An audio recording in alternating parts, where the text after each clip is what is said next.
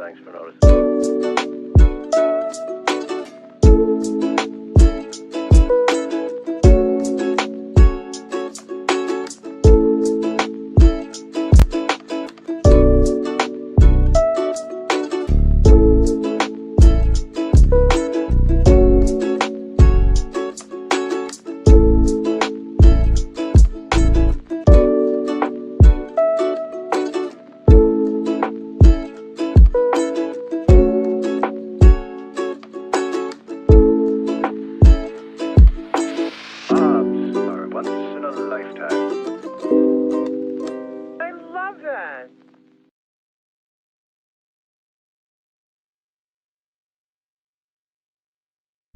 This video and all content is made possible by our Patreon subscribers.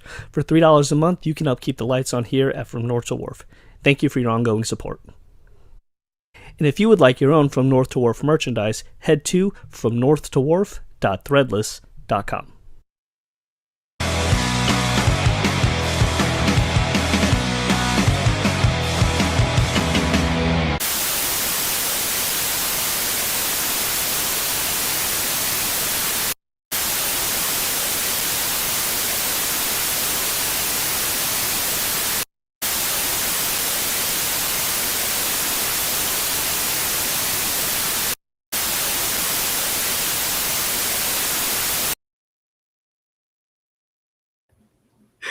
Hello, everyone, and welcome to a brand new episode of.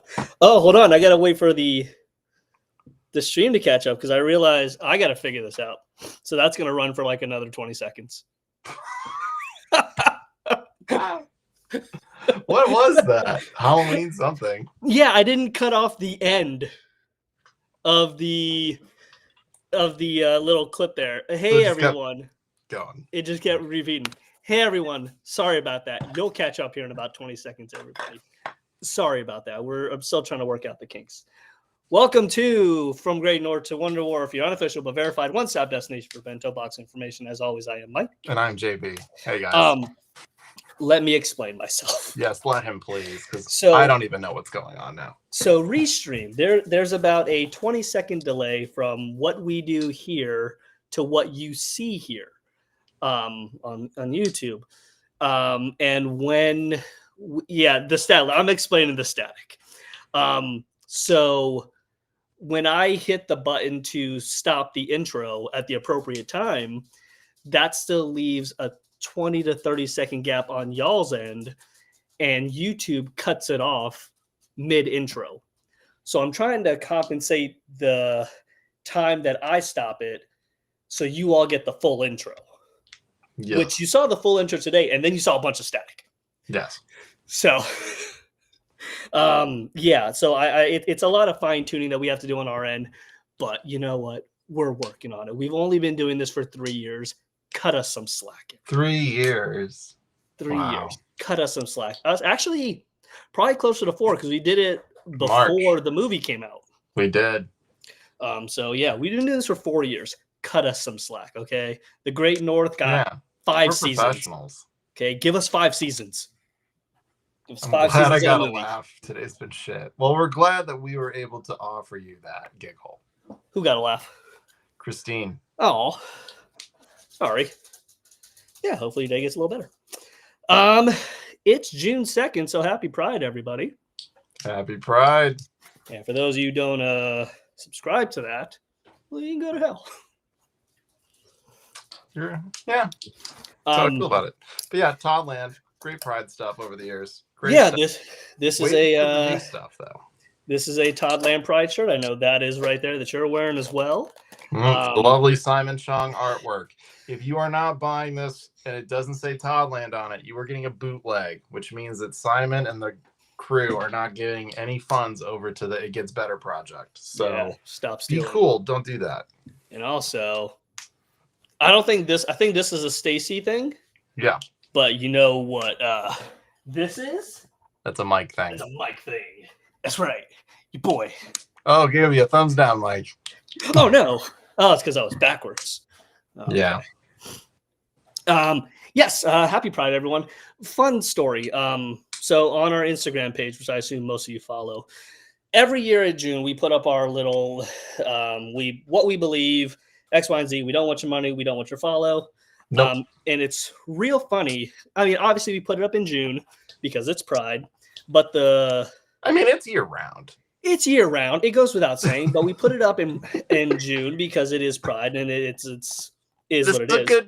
This is when you shake the tree and you find out what doesn't. Yeah, you let the bigots fall, and then we get to boot them.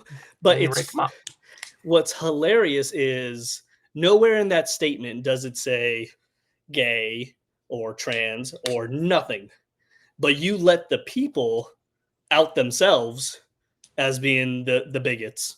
And at that point, you're like, oh, okay, well, boom, boom, boom, boom. Nobody said anything about X, Y, and Z. You're the one who made it about X, Y, and Z. Doesn't take much to find them. It doesn't take much to rile people up. A couple folks try to make it political. Ain't no politics here, bud. We've been doing it since the beginning. You just late to the party. But no, it's while it is Pride Month, that message rings true for 365 days a year, 366 on a leap year. Just be cool with everyone and treat everyone with respect and dignity, and everyone's equal. Just stop doing this bullshit. And I will say this, and I'm sure JB agrees with me. When we say everyone, we mean everyone. Political beliefs aside, as long as you believe in respecting people regardless, then we can roll with that. We may have other differences. But as long as we can agree to respect and be cool with each other, then we can rock. We're all humans trapped on this rock. Can we just please be cool with each other and just try not to, create divides all the damn day? Just be fucking cool. Yeah, enough of the soapbox of preaching. That's sad, y'all. Happy Friday. Yeah, we got thick skin. Every year. We've had fun, actually, with the trolls. We have fun with it. We like to fuck around and find out. One deleted his comments. Oh, yeah, like a bitch. Literally, I wish we had Honeybee's sound clip. Like a bitch. Yeah, you stupid bitch. Big dumb stupid bitch. Sick bitch. Looking at you, CD. I won't say your name because I'm not going to do that to you. CD, you stupid bitch. You don't get it. Dumb bitch. You dumb stupid bitch. I took screen grabs. But we like to take proof. That way they're like, that wasn't me. It's like, guys. We got receipts. I had fun because I was going to, if he kept pushing it, I was going to report him to his mom. Because I found his mom. I was going to tell on him. Don't mess with the paralegal. Yeah. You dumb bitch. You dumb bitch. We found you. We got you. But that's not why we're here. Got. You got, motherfucker. We are here to discuss the latest and greatest news in animation. Yes. And there's some big things. I mean, we now have the move to Thursday for all of Animation Domination. And some big news outside of Bento Box Entertainment, which we will discuss now, actually. King of the Hill. We have... Is back, baby. We have a return date of August 4th for all 10 episodes on Hulu. Drop it all at once, guys. We're not doing this week-to-week crap. None of this week-to-week shit. Watch it all in one sitting if you wanted to. We got the new intro for the show, which has a lot of questions. Yes. There was a panel which showed an extended trailer, which I believe... I know I sent it to you, JB. I'm not sure if you watched it yet. It had a lot of funny moments. There were a couple clips that were shown. So, yeah, there's a lot to discuss as far as King of the Hill goes. So if you haven't seen the new trailer, check it out. We may play it here. I'm not quite sure. It's only 45 seconds long. Yeah. Yeah, it is very short, but there is so much happening in that short amount of time. Yes, Christine. Jonathan. Joss. Okay, Jonathan Joss did. He was indeed murdered this morning. Rest in peace. I know he had a lot of battles himself. I didn't know the man personally, but he had a lot going on in his life. I'll say that much. Now, Marlena, while I agree, we do have to be careful that we know the full extent of the story. We're not sure if that was indeed why. So I know there's a lot of reports out there. There was a statement made by his husband, but we're not sure how credible all these stories are right now. Fact of the matter is, it is a sad loss, regardless of what may have happened. So. Yep, John Redcorn, also chief of the Wamapo tribe from Parks and Rec. Which is weird because a lot of folks knew him from that more so than King of the Hill, which just shows our age. Yeah, and I think with Parks and Rec, people knew him because you could put a face to the voice. You could see him. But you know what? The King of the Hill talk is actually going to be our long form discussion. So we'll do that at the tail end of the show, but we'll get into all our theories, all our things we're excited for, things we're a little nervous about, things, all this. Yeah, a lot. So beyond that, there's not much in the way of news. Like I said, everything's moved to Thursday now for the summer. Still waiting on news for the Pride release this year from Toddland. Comic-Con is now about a month and a half away, so we are in full swing on that. We'll be showing you all the fun stuff we have going on there now that we're actually in the thick of things. But for now, we have a new episode of Bob's Burgers in the Great North to discuss. And since we have Sam's Lone Moose Minute, let's do Bob's first. So that way we can discuss Great North, then go into Sam's and not make it an awkward transition. That's fine. Yeah. So we'll start off with Bob's this week. So this week's episode was episode 12 of season 15, Like a Candle in the Gym, a reference to Candle in the Wind.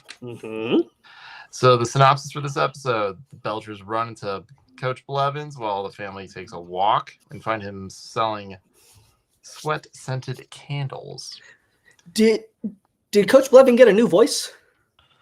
It kind of sounded like it, but no, I don't think so. I think it's still Teddy. I think it's still Larry Murphy doing it. Have we just not heard him in so long? We have not heard him in a long time. Yeah. I think since the Alex episode with there was the Gene Mile, and then I think there was one where he and Alex pretend that they're going to throw up to get out of gym.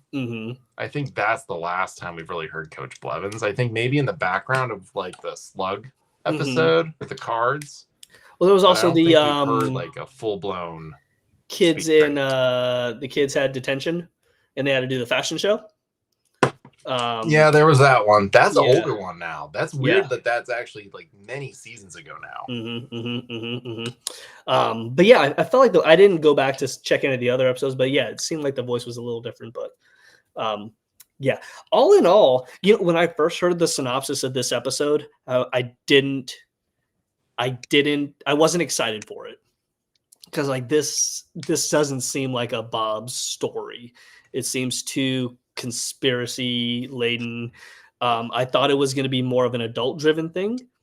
But once it played itself, I was like, okay, I can get behind this. This is funny.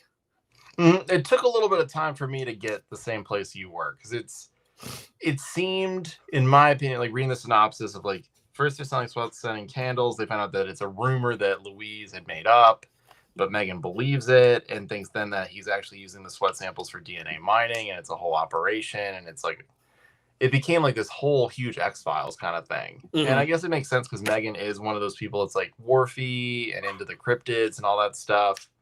It just seemed, I don't know. I feel like this could have been a really good triptych from like the kids' perspectives on what's really going on, and maybe done like at a sleepover when like Louise is having her conspiracy girls event. Like that could have been fun thing with like Gene and Tina over here, and they're like, well, what if it's actually like this? And they tell their version. It could have been fun little like X-Files, Quantum Leap, and like making reference to all those shows. My only gripe is the synopsis that they put out. What I would have said was, Luis and Gene start a joke that turns into a nasty rumor and try to fix things or whatever. But I mean, like, don't tell us what the rumor was because that's what was in the synopsis. Because it gave off two different kind of vibes. Like I wasn't really feeling the original one, but if they would have just said like Gene and Luis are trying to right or wrong or however they want to word it, that would have been something I would have been like, oh, I'm on board for this. No, Cello, we remember that episode. I remember the Wharfie episode. It was good. I just remember Wharfie was a little different because it was like, it wasn't too conspiracy heavy. It was like, oh, there's this monster that lives under the wharf. And like, even like older adults kind of knew about it. This was like rumor about Coach Blevins stealing kids' sweat to do data mining and DNA thing. Like, it's a little bit more higher the conspiracy chain. Like, Worfy's like, oh, there's this like cryptid that lives near the wharf. Like, kind of like they've done some other stuff with like ghosts and spooky things. So they've kind of like danced around that stuff. It's weird. This is a very modern story to tell. Like Yes, data mining and selling data and all that's very of the time story to tell for Bob's. Not that it dates it, but it definitely puts it in modern times. Whereas like the Worfy episode that can be told at any time in the history of anything. So I thought it was a fun episode to come back on. I really enjoyed the intro. I really enjoyed the first couple minutes with Gene, Louise, Tina on the couch being like, we don't walk. We're not a walk family. And then basically like Tina being like, Dad, get in here and handle your wife. And then just being like, very snippy. Yeah. Walk. And then when Linda ran to the bathroom and Tina was like, what happened to you?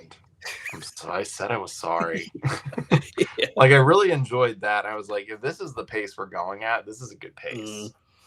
I even like the Belchers being outside. I mean, obviously, Bob and Linda, they ended up in a cart, which is fun. Is it a great episode? No, but it is definitely a fun episode. I really enjoyed it.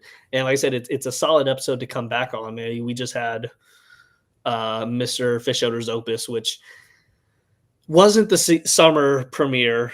But I feel like this was a solid one. I mean, obviously they were outside. It was sunny. It was summer, technically. So I thought it was a fine episode to come back on. I thought this was entertaining. And there was enough going on that I laughed a lot. I had a couple of moments where I'm like, this is some really good one-liners, especially from Gene. Gene had some really good ones throughout this episode. There wasn't like super high stakes or anything, but it was still fun. Yeah. Wait, did I lose you? Can you hear me? Yeah, I can hear you. Okay, sorry. I thought audio cut out. No, like I think it was all right. I think more, as you said, following up Mr. Fischoeder's Opus is a pretty big call to do. Yeah. Which is probably why they had that big old break in between the episodes. No, I don't know. I don't have a lot to say. I mean, I enjoyed the episode. It's fun to see Louise and Gene, because normally it'd be like, oh, a Louise episode where she learns a lesson, or I mean, usually it's just her learning a lesson, but now Gene's kind of getting roped into it too, and then they're both kind of owning their mistakes and trying to fix all that. Mainly Louise. But I don't. What was Megan's end game? She wanted to expose him, but that was about it. Why? There was no blackmailing. There was nothing. It was just I'm just going to expose him for the truth. It was like for justice. Which she had none of it. No. But I mean, and part of me almost wonders if they could have explored it a little bit more with like, why was Louise so determined to make her not like do all the things she was doing and post that video? I get that she didn't want her to be expelled or to get in trouble, because she's like, you're my kind of friend and I don't want that to happen to you. But at the same time, I was also like, could it possibly be that the rumor would come back to Gene and Louise and they would get in trouble just as bad, or if not more than Megan, and then it would be a whole thing on them? So they were trying to cover their messes. So are you implying that they didn't care about Blevin at all? This was them CYA. I think it may have started that way, and then I think they started to care about it a little bit. I mean, like, he's just cleaning up the wharf. He's like being a decent human. Like, there's nothing wrong with what he's doing. Just leave him alone. Yeah. I'm trying to weigh.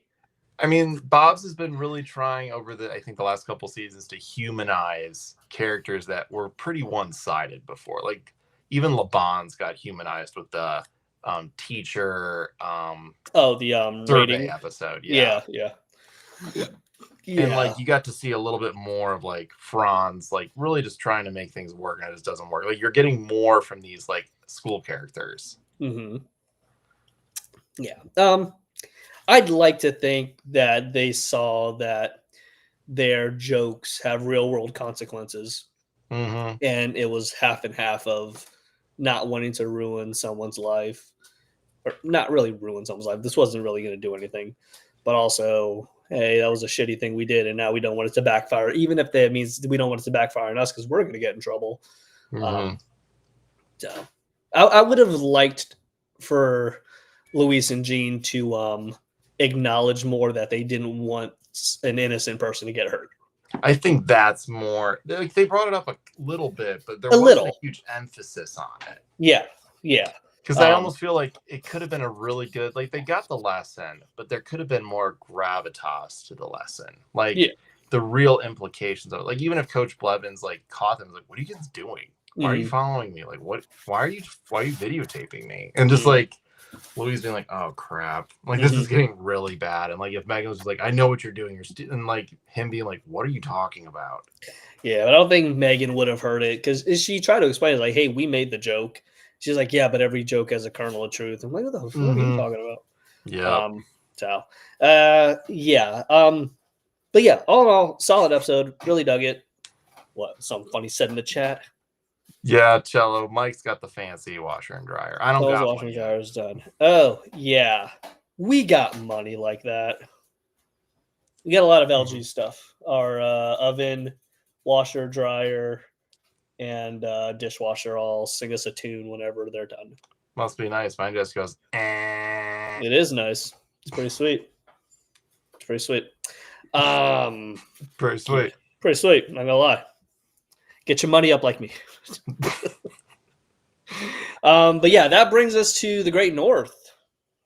So the Great North this week. Let me pull up the synopsis so I can read it for everybody.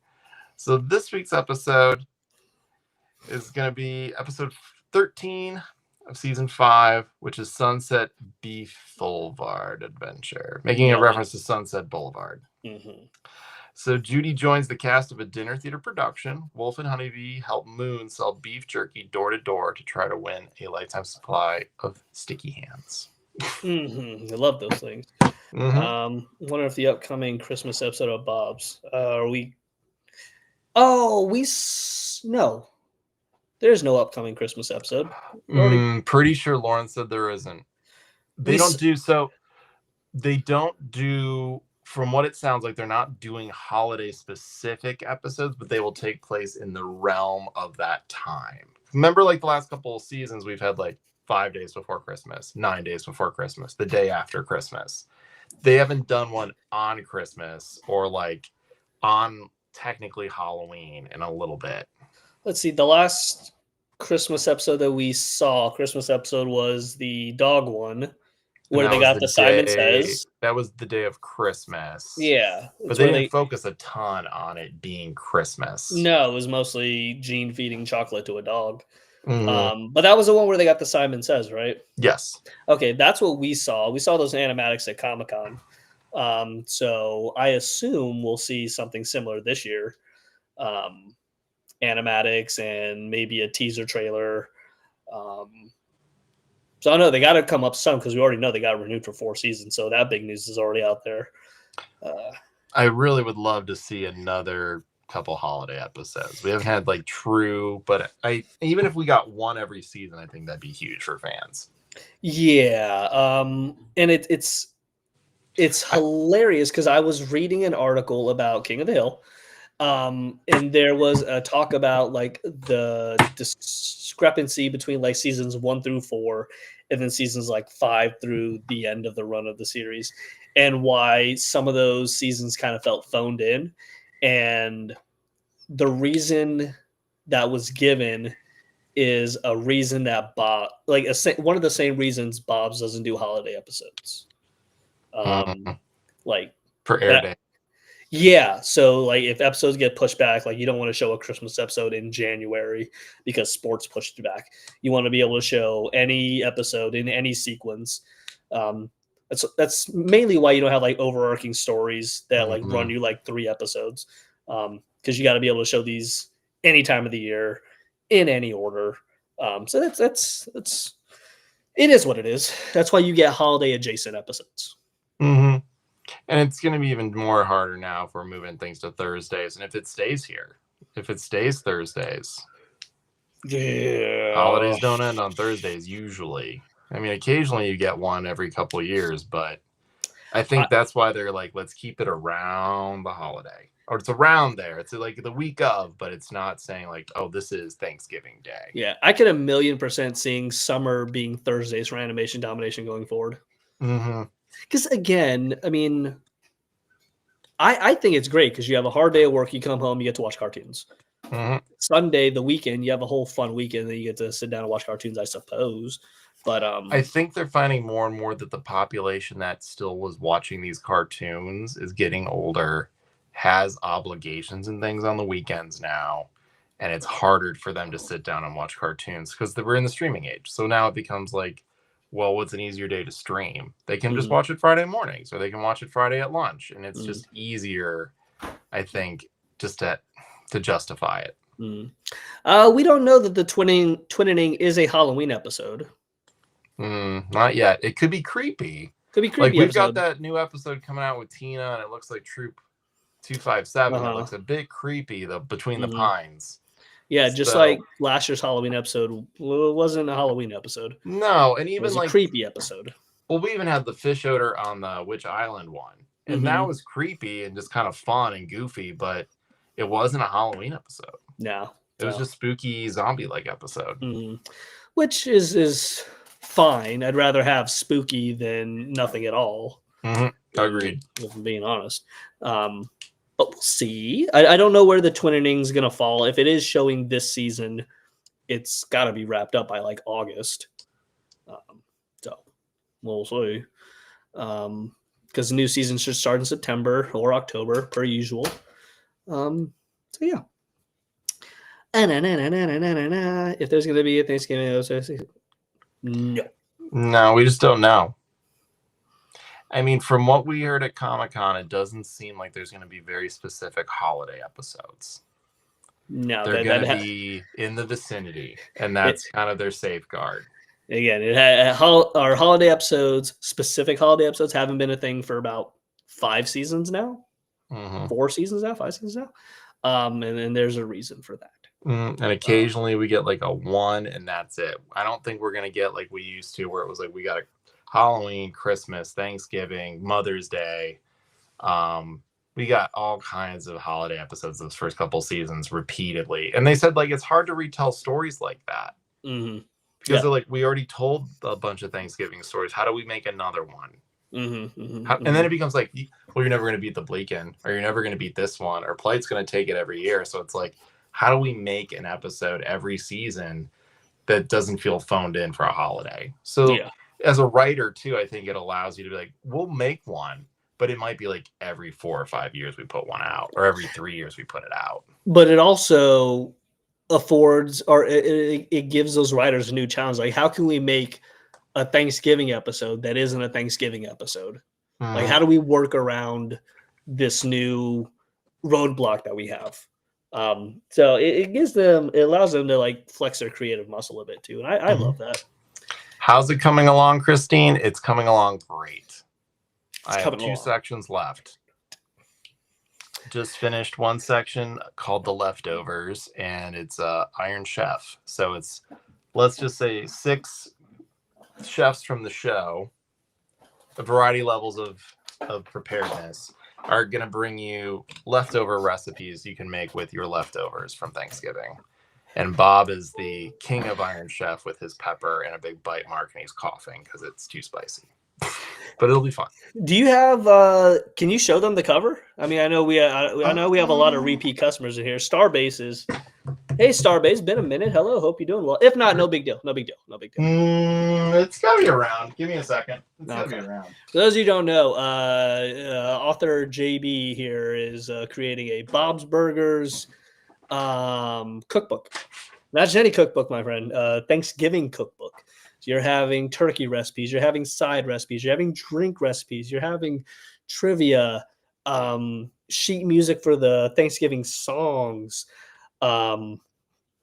stickers, the whole all kinds of stuff. It's I gonna got be on my phone. I know that. So okay. It's gonna be dope.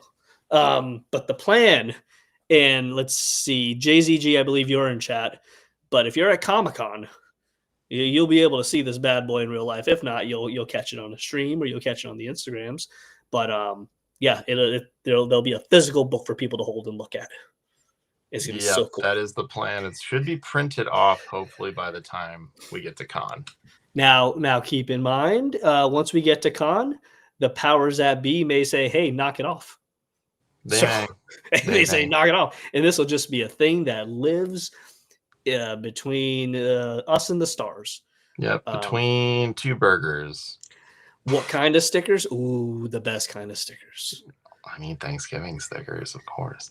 Also, the cool thing is that like there's a lot. I think Aaron's been on, and I've shown a picture or two during the chats, and he's been like, "That kind of looks like from the show." And I was like, "It is, and it isn't." Like I've taken some things and used some liberty with them. Yeah. One was like here's a picture. Al and Gloria. In their turkey outfits, going to what I would call a Thanksgiving potluck. Yeah, more like pot fuck. But let's just say that is the graphic for the Gobble Gobble turkey dessert potluck that you're invited to, which now is the opening to the desserts menu for your Bob's Burgers Thanksgiving feast. And you got to play if you come. Mm-hmm. The title just says the annual "You Want a Piece of Me" Thanksgiving dessert potluck. Yeah, if you're reserve by November 23rd. Time 4:30 to question mark. Starts at the Glades at Palmetto Village Clubhouse. Ends at the Madison's Breakfast Nook. Yeah. RSVP to Helen by November 21st. JB's title for that is a lot more PG than mine. Oh, no, I kept it a little PG. There was another one, and I was like, I can't do that. Oh, I was going to call it pot fuck. Here we are. It might have been at one time. And some of the older cooks from earlier seasons are making their returns. I will say Duval definitely makes a return. So I'm very happy to do Duval's recipes soon. Does Skip make a appearance? Skip's got 2. There you go, folks. Skip's got 2. I even did one for Ron and Hugo. They do one together. Reluctantly. Their little intro is very tongue-in-cheek where Hugo's just ripping on Bob. And he's like, you can't do this. So he asks the big guys to do it. And Ron tries to be nice about it, but Hugo's very mean about it. But yeah, that's so that's going to be at Comic-Con. Regardless of what happens after Comic-Con, we don't know. But we will hope for the best. There will be a physical copy at Comic-Con. We'll do I've got all these pages that I'm flipping through, and I'm just like, I just need to get to the cover. I don't want to show off all the pages. Just want to show the cover off. We'll have a copy of Comic-Con for us to do a review on. JB can walk us through. Essentially, it'll be me interviewing JB on the process of writing a book. So be real fun. It's a lot. Yeah, I know you've been working on this for a minute. Been 2 years. And for those of you curious, I'm sure nobody is, but I want to clarify this. This is a JB book. This is not a North to Wharf thing. This is 100% JB. Not that I wouldn't want to, but I ain't putting no work into this, so I am not taking any credit. This is a JB book. It's just crazy that the more I looked at it, and my buddy is now helping me edit it and format it so it can be printed, that he's like, do you have any idea how many pictures you drew? And I was like, no. And he's like, 398. Fuck. I was like, oh gosh. Here's one, guys, for you.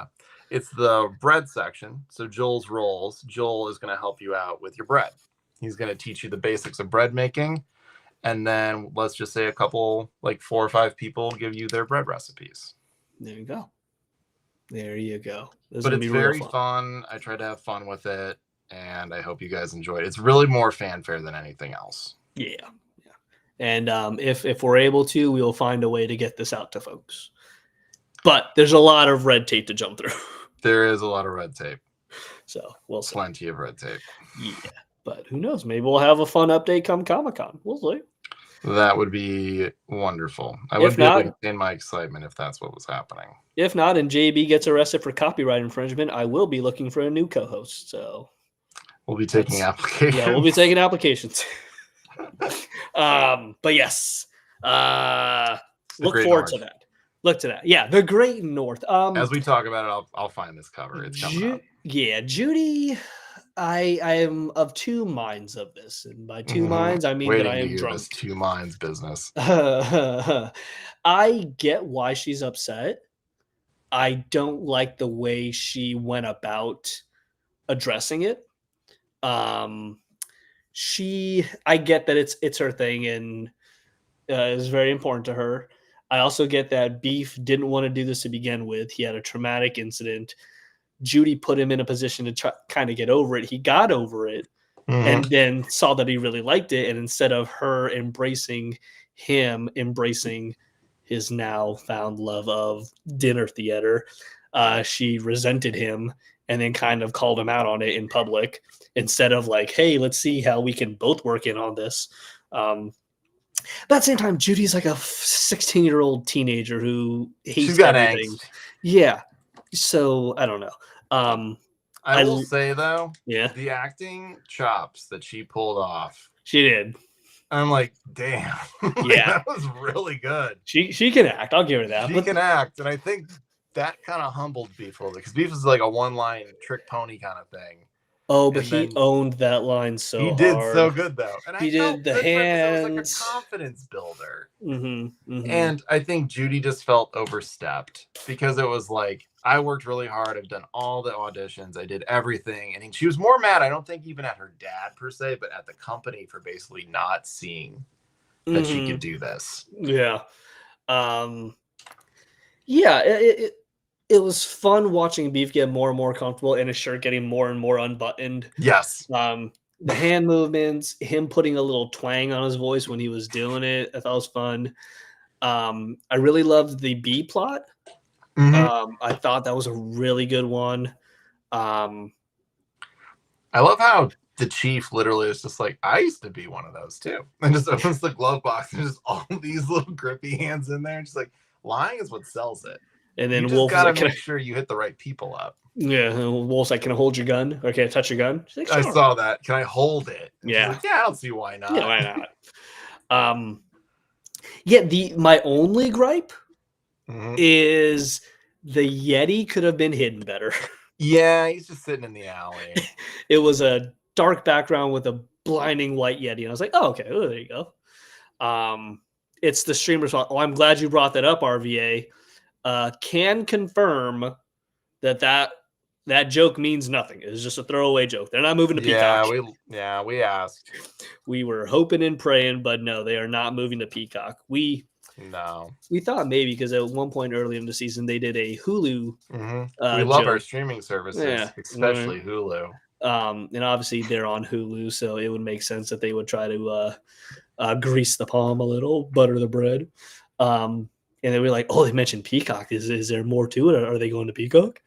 And we hit up Nick, one of the writers, and he was like, no, we just used Hulu already, so we didn't want to double dip on that one. So yeah, that makes sense.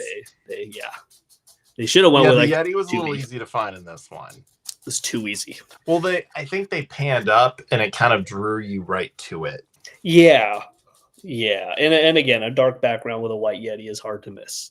But I do, given the fact that some of them were so difficult to find and one just didn't have one at all, they threw us a bone on this one, so I appreciate that. I agree. I liked it though. I thought this was a lot of fun. The interesting piece is there's no Ham. Ham took a break. Ham must have been out dating or something. Yeah, now that you mention it, we did see him briefly in the kitchen. We did. It was very brief. Yeah. He was more in the last episode where they were at the restaurant. He was there for that, but not much. He's been really heavy in a lot of these last couple episodes, so it's okay for him to take a little bit of a break. Yeah, I'm really glad they didn't try to shoehorn him in and just like make him like a bit machine. And like no Aunt Dirt. They do in Jeans. No Aunt Dirt. Let the speculation run. They probably wrote her off. She's probably dead. You're just pushing that agenda now. She's probably dead. She probably couldn't open up the hatch, and she probably died down there. I should quote one of kids worshiping the phones more than the cross on Facebook because it was good and funny. Yeah, I was there. He was there for a bit, but he wasn't force fed No. Into the episode, which I appreciate, even though I love him. Yeah, I really liked I like the lies that he told, the Frankenstein children's children Frankenstein syndrome. But I really enjoyed the one where he went up by himself and he said that they strapped him with a bomb and that if he didn't sell, they would blow him up. But yeah, I think this was a great episode for them to kick Thursdays off on. They are now the last show in Animation Domination. And if this is the kind of episodes they're coming with to cap the night, then they are ending on a strong note, in my opinion. And I will say this, I don't know what the future of the show holds. No. And it's the only one that has not been renewed. So guys, don't let up if you are watching it, and keep watching on Hulu. Keep watching it the day after. Keep getting your friends to watch it. They do look at the numbers, and it's really going to be one of those decisions that we won't know until we know. If you give 2 squirts of piss about the show, you need to be watching it. I mean, obviously watch the new episodes as soon as you can. Friday mornings is when they go on Hulu now for the summer. If you have cable, watch it when it comes on at 9:30. Or even if you don't want to watch it, even if you have something going on, just turn it on in the background. Yep. Give them the numbers. So yeah, if don't let up. Don't let up. Don't complain after the fact. Watch it now. I found the cover. Oh, okay. Before we get into Sam's Lone Moose Minute, there's the front cover of the book. There you go. We promise that it will be spelled correctly. That is just being mirrored on the camera. It is just mirrored, yeah. But it just says Bob Belcher cooks Thanksgiving, a beginner's guide to making the feast.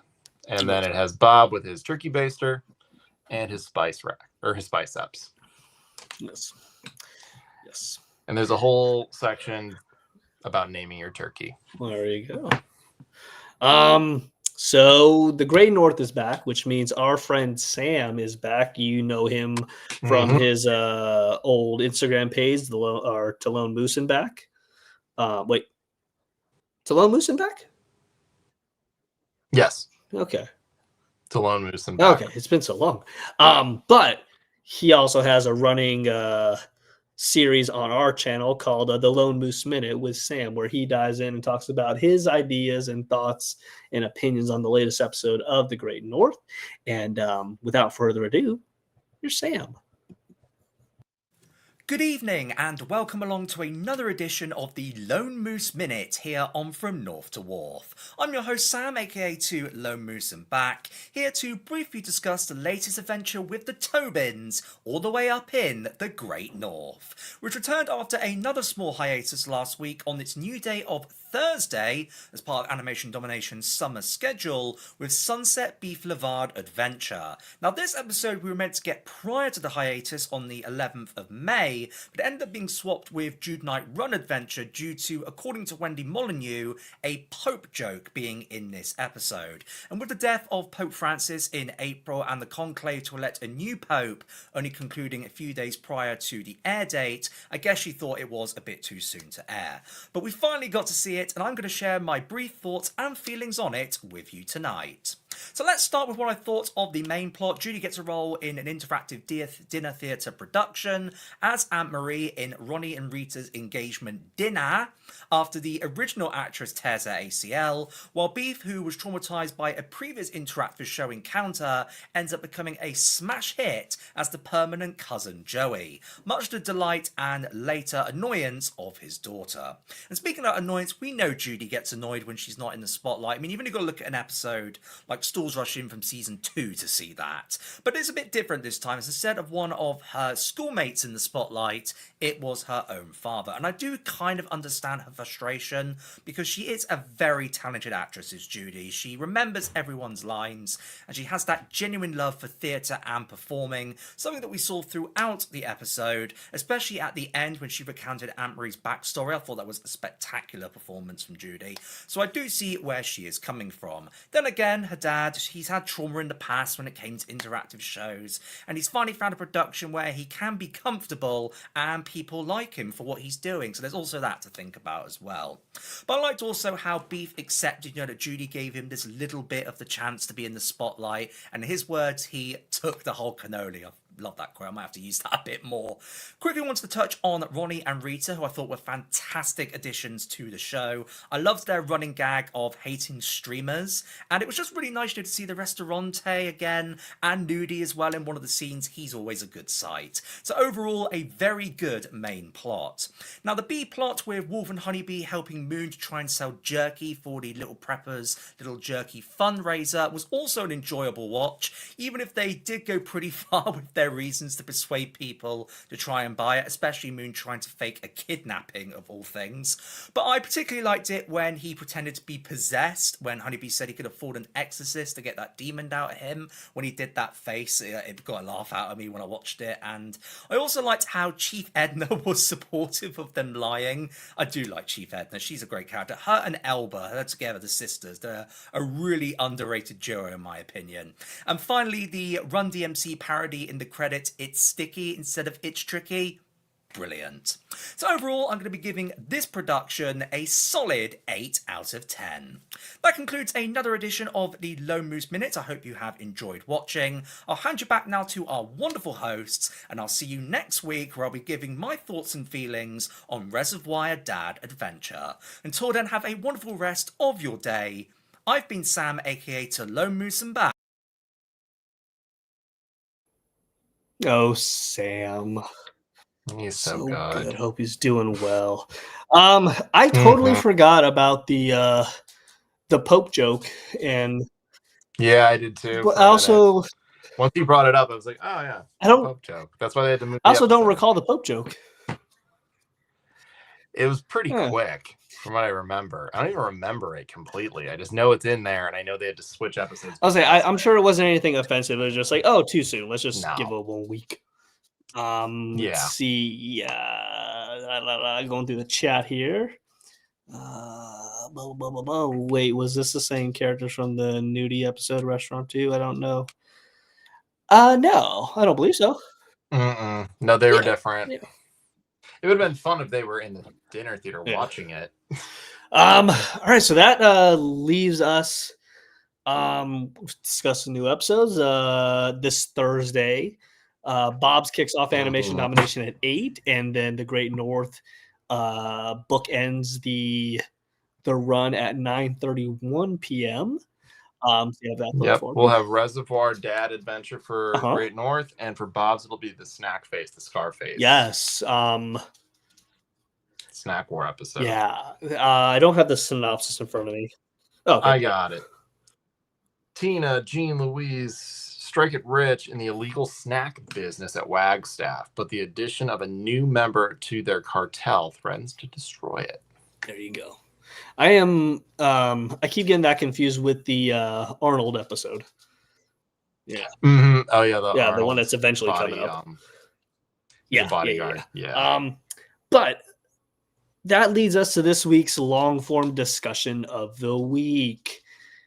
With King of the Hill and the revival coming back, we got the trailer. We got a lot of new information. We got a lot of new questions. First off, has everybody seen the trailer? Let me know in the comments. Do you ever think Sam could join as a live guest? We'd love to, but by the time we do this, it's 2 a.m. Yeah, he's in the UK. If his accent didn't give it away, he's working in the morning after that. So it's like it'd be a lot. That's why we let him record ahead of time. Yeah, we had him on before, but again, it wasn't a live. I'd love to have Sam on. I'd find a time to make that happen, but it's so hard to. I think what we ended up having to do is pick a weekend, and I think we ended up doing pre-recorded like at 10 a.m. or something our time, because then it was more in the afternoon or evening his time. Because we were going to do that for Over the Garden Wall. We were working on getting the guy who did the stop motion animation, but he's based in England. It's about working on Wallace and Gromit, and he was like, when do you guys have available? I'm available like at 2 p.m. my time. And we're like, oh, that's like really early our time, or it was like he was like 11 a.m. our time, but we were all working, and we're like, this is hard to navigate. Yeah. So, but yeah, we'd love to have Sam. Maybe we'll see if we can pull something together. But yeah, we always let him know that you guys love him and stuff. So it's not going unnoticed. Okay, but yes, King of the Hill. What are your initial thoughts seeing the trailer? It looks like the chat has seen the trailer, so we don't need to play it. But what are your initial thoughts after seeing the trailer? For initial thoughts, I mean, I have a lot of questions more than I have answers, which I guess is what you want from a trailer. I mean, we did discuss it's 45 seconds, but there's a lot to unpack in that 45 seconds. They go through 20 years in 45 seconds. And a lot changes and a lot happens. And we only get to see certain characters for a certain little bit of time, then they're gone. And then we notice that certain characters are now with other people and are not with other people anymore and are living with other people. And it's like, and Bobby has a kid, and it's like, there's a lot of stuff going on that you're like, how did this Some happen? people think that kid is GH, Good Hank, but the timelines don't match up. All right. No, as far as like Good Hank should be a lot older by now. There is a new person living in the Hills house. There's with no explanation of who that person is. Boomhauer has apparently a wife and a stepkid or a kid. I don't know. Dale's running for mayor. Now here's the thing. This is brought up on the Reddit page. We don't know if Dale's running for mayor or Nancy is. Yeah, we don't know. It just says Gibble for mayor. Or Gribble for mayor. Do you think this was the way for the show to go as far as a revival goes, like updating it, or should they have kept it the way it was? I feel like if you kept it the way it was, we even talked about some of the jokes and things that are already outdated. And I think you'd have to tell writers like, oh no, jokes need to be based in like this timeline. And it'd be like, those aren't going to hit anymore. And it wouldn't make sense for them to try to bring the modern day sensibilities to Bobby, who's still 13. If that makes sense. No, I think it's better that he's aged, grown up, lives in a different city, has gotten supposedly into some other culture and stuff because he's still hanging out with all his friends who are in college and at universities. So he works in like a sushi fusion restaurant. So it's very like he's not doing what Hank and Peggy would have thought he'd be doing. Yeah, and I think the dynamic of having the kids older and having their own opinions and living and having a little life underneath them to pull from will only create a more dynamic show. I've seen the leaked footage. Obviously, I'm not going to post it because Disney is taking that stuff down left, right, and center. Yeah, they're taking it down. But it does appear that although Hank has retired, he hasn't stopped working. And it looks like he's kind of taken up. No, because he gets a phone call from Saudi Arabia. He gets that, which I think is towards the beginning of the series, like before they move. But it looks like he's taken up home brewing. There's a scene in the trailer that was shown at the panel that it looks like it's a competition. Bobby has his own table full of stuff with his friends. Shane is there. Shane Wasana-song is there. And then Hank, Peggy, Boomhauer's kid, and then Dale are there, and he's got a bucket full of beer, and he's kind of like making a pitch to this bearded fella. So I don't know if Hank is taking up home brewing, or he now has his own business where somebody else is brewing, and that would be interesting because Hank would be like, all these craft beers, I want a distinct American beer. What happened to the simple times? So I could see him doing that and being like, it's just simple beer. I wonder who he would go into, because I don't see him doing the brewing. You could see him like partnering up with somebody to do it. Yeah. Let's see. Throughout the beginning of the King of the Hill original series, Cotton has been alive somewhere in season 12 where Cotton's dead. Yeah, Cotton died. Yeah. I hope we'll see Hank's mother, Tilly, appear somewhere in the Royale series, although probably not. I wouldn't think so. No, old at that point. I did hear, we got the new Dale voice. It's Toby Huss. He did voices already on King of the Hill. He also is from Pete and Pete, if you remember Artie, strongest man in the world. That's Toby Huss. So he's not unfamiliar with No, King he of the Hill. So, and to be honest, when I found out the voices he did on King of the Hill, I was kind of shocked because he did Cotton, which is very distinct, and then he did bring yourself back in. Bring yourself back in. Bring yourself back in. Bring yourself in. Can you do it? Can you do it? yes. There you go.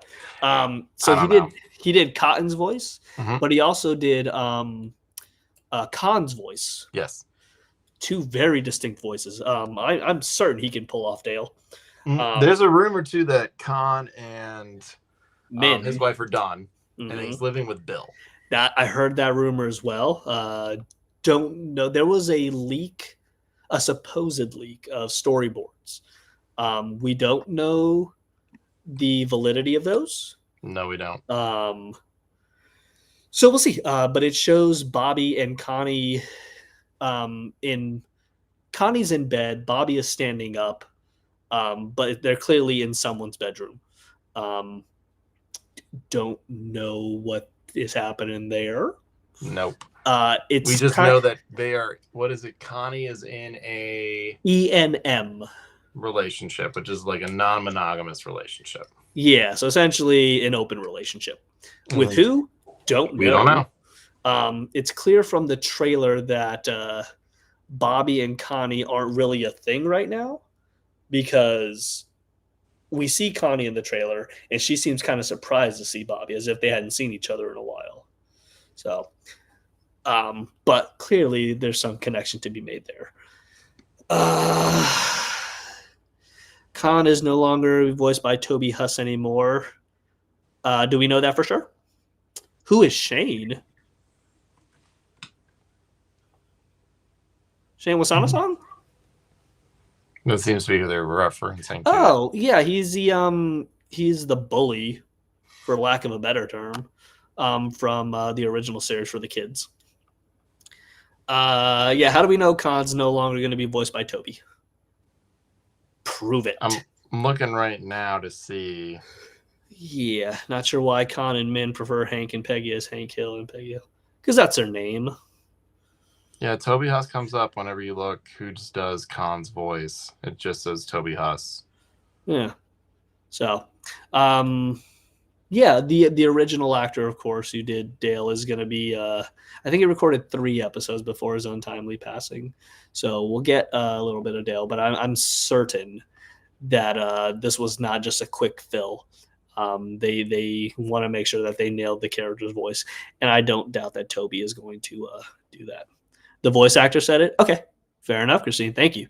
See, Homer, that's how you let us know. You can't just throw something out there and not let us know why or how. Thank you, Christine. It's the guy from The Daily Show. Oh, bet I love him. Ricky, is it Ricky? Mm-hmm. Yeah, he'll be good. I like him a lot. That's me just assuming the one Asian guy. Yeah, Ronnie. On The Daily Show. Yeah, Ronnie's great. Ronnie. I love him on Daily Show. There you go. That's just me assuming the one Asian guy is the one playing him. But I'm Filipino. I can do that. But that's going to be fun. I love him. He's great. But yeah, I think it's pretty clear from the trailer that Min and Khan are going through a hard time. They were yelling in one of the stops that we made on the trailer and be like, oh, they're just going. And it's not once. They do it a couple times. Yeah. And Peggy's looking a little rough around the edges. She has aged. Hank doesn't look like so much.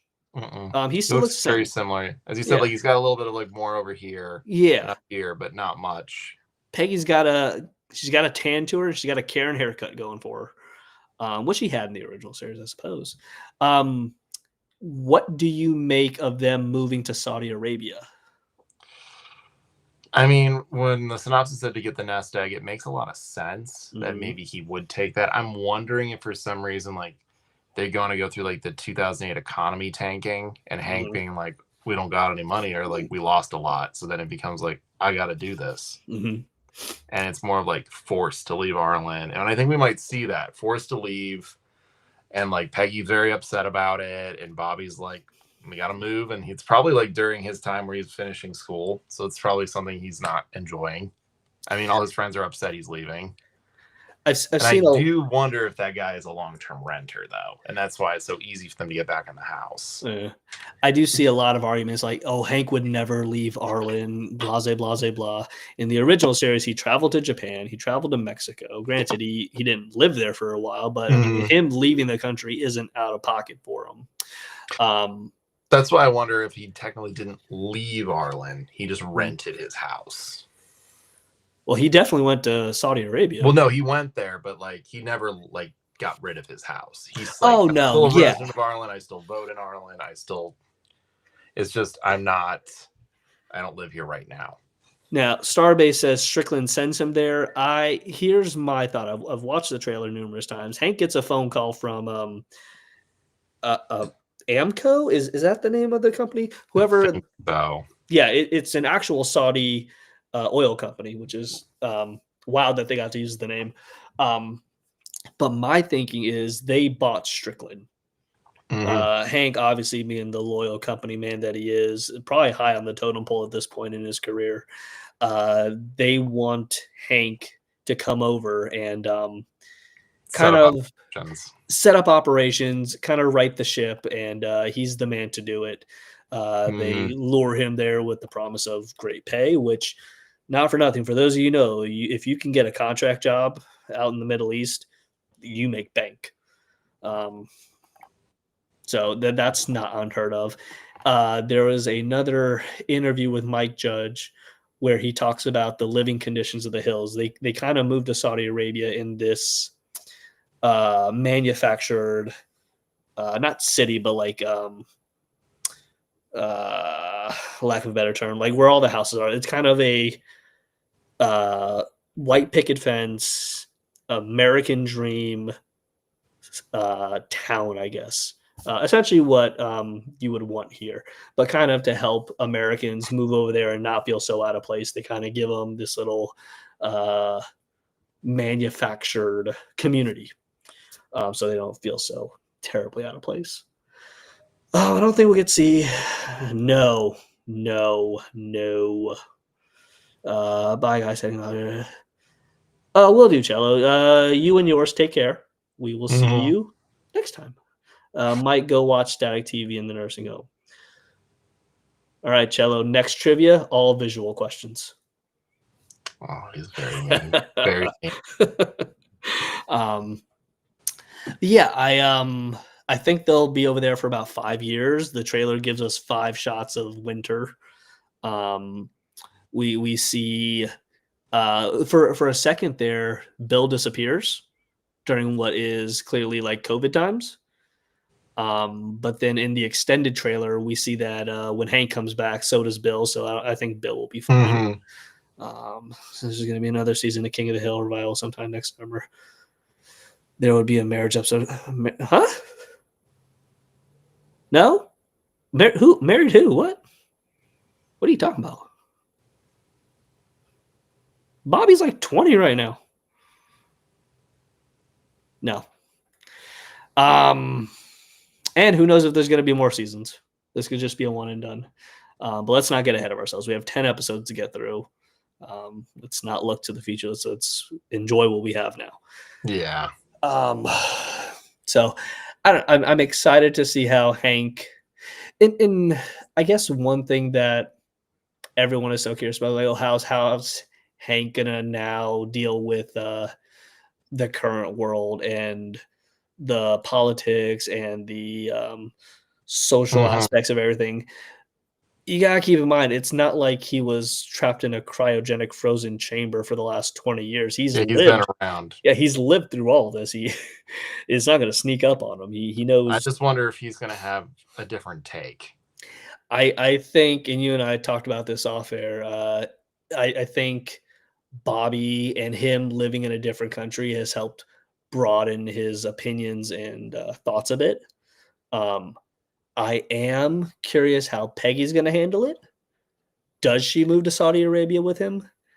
Does she go somewhere else for a while with family?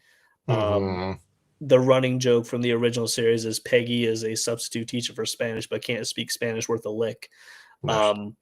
So how is she going to deal going to Saudi Arabia and speaking their language? And oh God. And of course, women's rights in Saudi Arabia is a real thing. So how are they going to handle that? So I am curious as to how they're going to handle all of that. Oh God, knowing that Texas in the show has seasons now. I saw a reference to Big Freeze that plagued the state. I don't know if they will. That was years ago.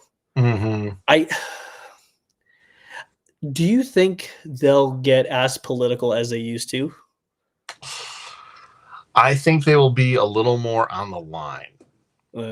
I think like they will make their opinion known, but they will do it in a way that's like tasteful and subtle. I think they want fans of both sides to watch the show and get something from it. It's because I mean, obviously, in the original series, Hank would long for the days of like Reagan and all that. But I think we kind of talked about this too when we were talking off air about it. Like he went to Saudi Arabia, he met these people. He might have a very different opinion of things. And like he may be watching the news here and be like, that's not how it is. And like that's like I know those people, they wouldn't do that. Like I think he's gonna have a lot of people saying things and him being like, that's not the way it is, and having a little bit of a moments where he's just like got to figure out where he lies with things. Yeah, he who knows? He may declare himself an independent.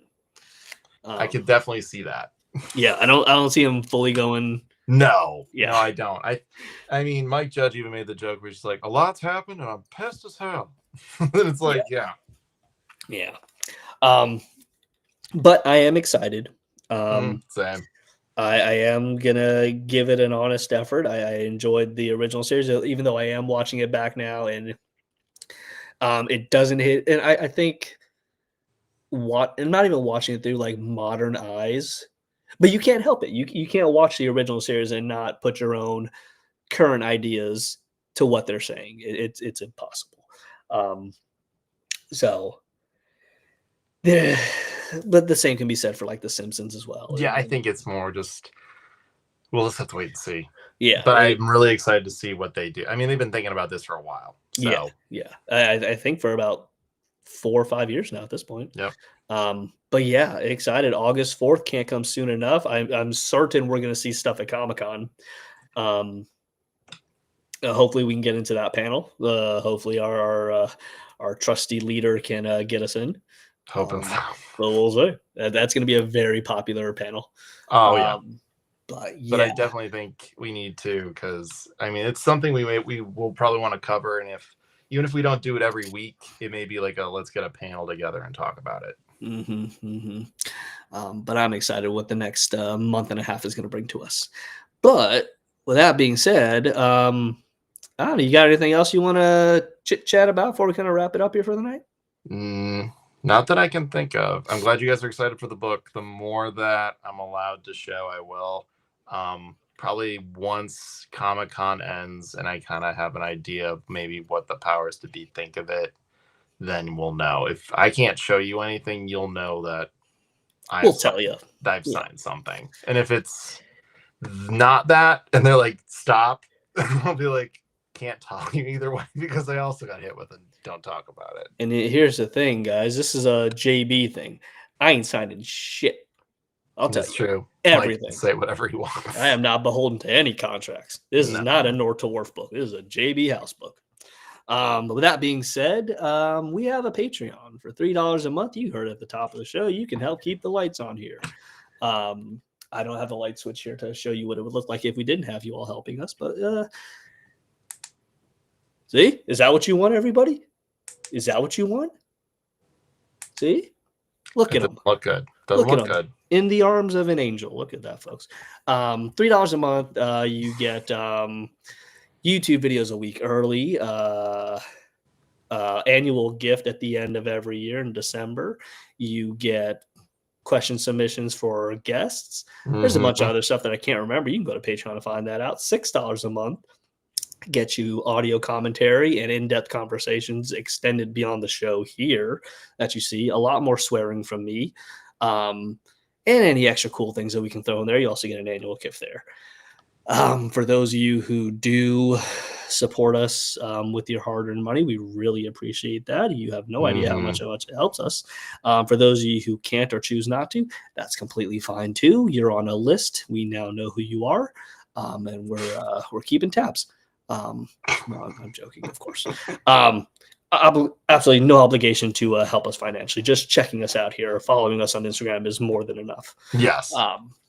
So we really appreciate you all. But yeah, until next time, we'll be back next Monday. Even though the shows have moved, we have not moved because our schedules aren't as fluid as everybody else's. But this has been, hold on, let me pull this up here. From the Great North to Wonder Wharf, your unofficial but verified one-stop destination for bento box information, and I guess King of the Hill at this point.